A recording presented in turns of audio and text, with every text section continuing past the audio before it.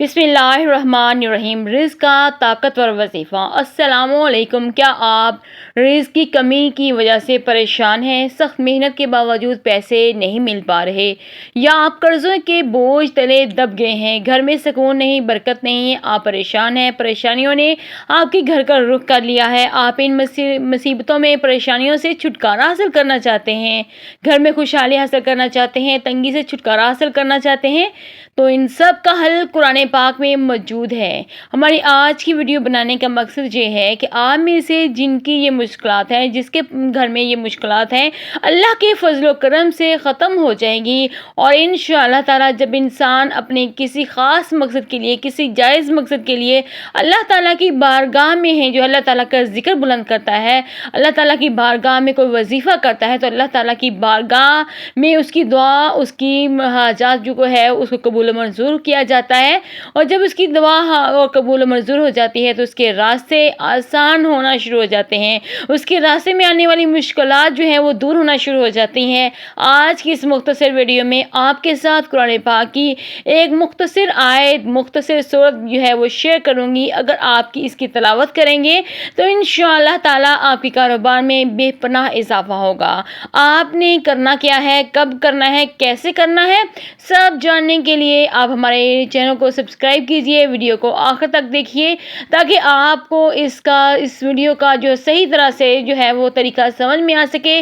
तो वीडियो का आगाज़ करते हैं। चलिए गौर से सुनिएगा, कहीं मत जाइएगा। इसमें कोई शक नहीं कि रिज़्क़ देने की ताकत सिर्फ़ और सिर्फ अल्लाह ताला के पास है, लेकिन अल्लाह ताला ने हमारे तमाम मसाइल का हल कुरान पाक में रखा है। आज मैं आपको जो वजीफ़ा देती हूँ, जो वजीफ़ा बताने जा रही हूँ, ज़रा गौर से सुनिए। ये बुज़ुर्गों की हिकमत है कि इससे ना सिर्फ आपकी मुश्किलात में कमी होगी, इससे कारोबार में बरकत आएगी, बल्कि अगर आपके ऊपर पहाड़ के बराबर भी कर्ज है, तो भी अल्लाह ताला की हिकमत से, बरकत से, रहमत से इसके निजात के ज़राए पैदा हो जाएंगे।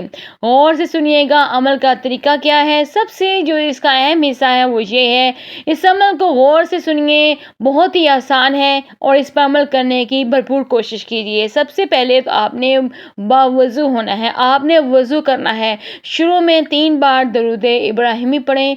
किसी पाक और साफ़ जगह पर बैठकर 3 बार दरूद इब्राहिमी पढ़ें। उसके बाद सूरह कौसर की सिर्फ 129 बार तस्बीह करनी है। आपने 129 बार सूरह कौसर को पढ़ना है और फिर आखिर में 3 मरतबा दरूद इब्राहिमी पढ़ना है। और पढ़ने के बाद दुआ मांगे, और इसे पढ़ने के बाद अपने पर्स में फूंक मार दें, और जहां पैसे आप रखते हैं फिर वहां महफूज जगह पर, जहां पे आप पैसे रखते हैं उस पर्स को वहां पे रख दीजिए। आपने इस अमल को ये हमेशा याद रखें, ये जो अमल है बहुत ही मुजर्रब है, बहुत ही ताकतवर अमल है, वो एक दिन का करने का नहीं है। इस अमल को करने के लिए ज़िंदगी का मामूल बना लीजिए।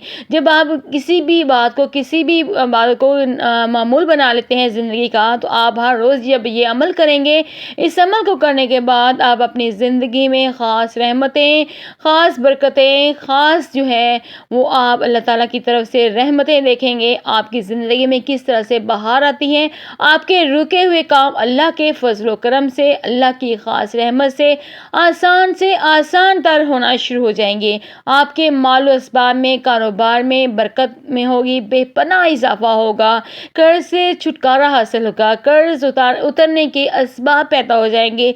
अगर आप बीमार हैं तो शिफा नसीब होगी, बे औलाद हैं तो औलाद नसीब होगी। अल्लाह ताला हम सब का हमें नाज़र हो। याद रखो, वजीफा तभी करना है जब आपका ईमान पुख्ता होगा। जब तुम्हारा ईमान मुकम्मल हो, पुख्ता हो, तुम नमाज की पाबंदी करो। वजीफे के लिए 5 वक्त की नमाज जो है वो ज़रूरी है।